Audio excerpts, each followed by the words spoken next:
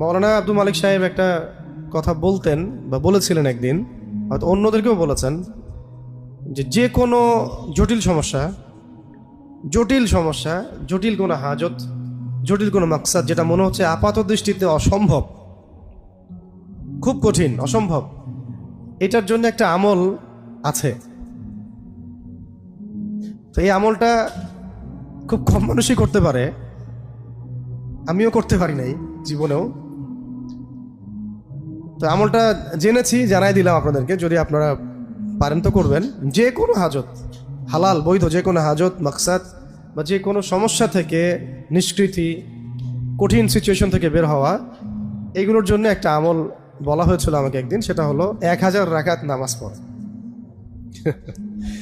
কত রাকাত? 4 4 করে হোক, 2 2 করে হোক, 1000 রাকাত নামাজের নিয়াত করে পড়তে থাকা। তো আমি বলছি 1000 রাকাত, যে 1000 রাকাত পড়তে হবে না, হয়তো কারো 50 রাকাতেই হাজত পূরণ হয়ে গেছে, কারো 100 রাকাতে হয়ে গেছে। আর যদি শয়তানি কোনো বিষয় হয়, শয়তান নিজেই বলবে, বাবা নামাজ পড়িস না, তাও এটা নিয়ে নে।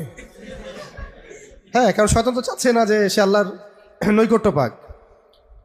এটা হচ্ছে ওই আয়াতের একটা ব্যাখ্যায় আসে, ওয়াস্তাঈনু বিস-সাবরি ওয়াস-সালাহ, তোমরা ধৈর্য এবং নামাজের মধ্য দিয়ে আল্লাহর সাহায্য চাও।